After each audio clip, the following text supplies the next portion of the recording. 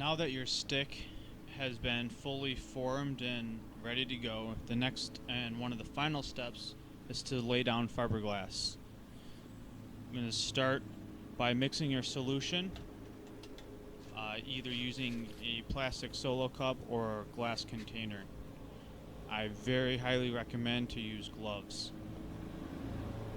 Once you lay down a thin coat of resin onto the stick, we're just going to go ahead and place the strip of fiberglass on top of the resin and smooth it out so it's nice and tight to allow the fabric to soak in the resin.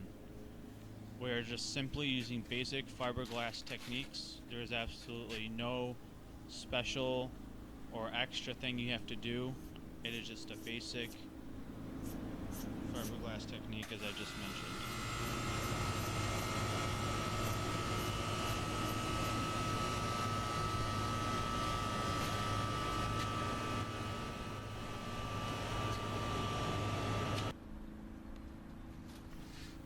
Once you're done with the fiberglass, make sure you smooth any extra resin and allow the fiberglass to dry and cure for a full 4 to 6 hours. I always leave it for an extra 24 hours just to be sure. After you are absolutely positive that the fiberglass is fully cured and hardened, you may begin sanding and etching down the edges. Be very careful, as the fiberglass will act as almost needles and will poke and draw blood. You'll notice that I had my stick in the mold. This is the same stick that I used from the small video I made on a trick or tips to get your blade to retain its curve.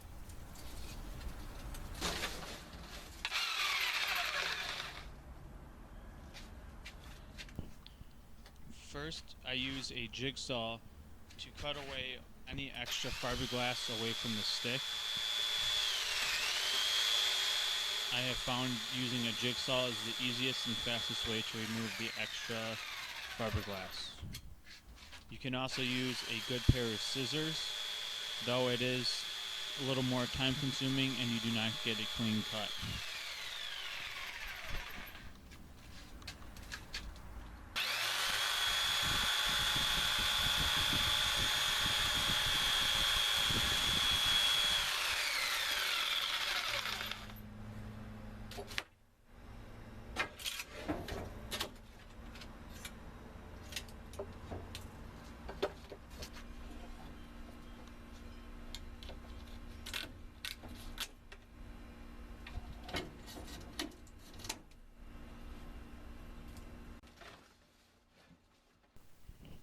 Next, I will now use my sander to go ahead and smooth away the edges and also clean up the profile.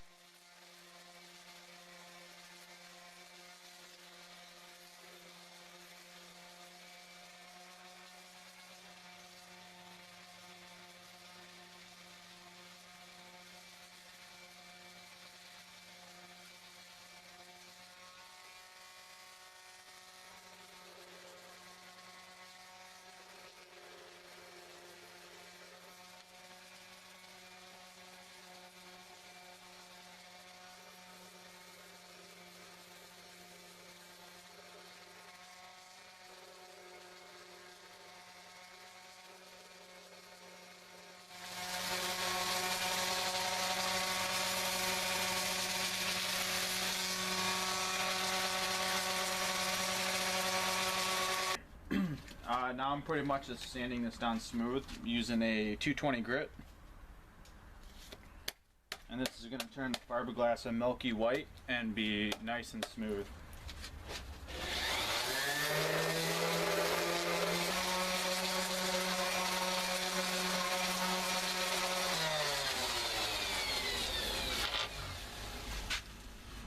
It's really nice and smooth, feels nice. The blade feels nice, despite the imperfections,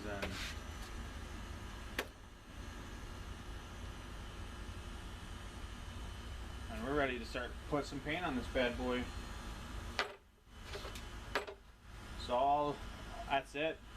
once you got the curve of the blade, sand it down.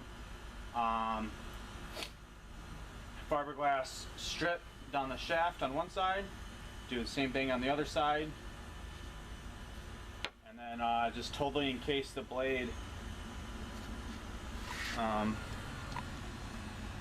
You're just gonna totally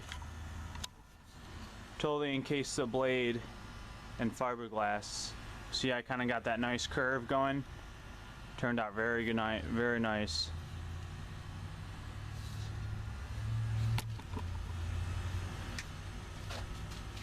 This is how you make a hockey stick at home. Thank you for watching. I am gonna have a test video coming soon. I'm gonna take some shots with it just to prove you guys that, you know, you can use this stick in an actual game. But if you're looking for a flexible shaft that is comparable to a composite stick, then go with the Poplar.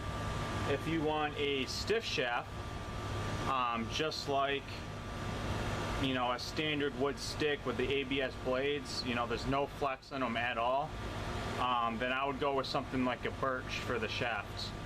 It's stiffer, less flex, it's still strong,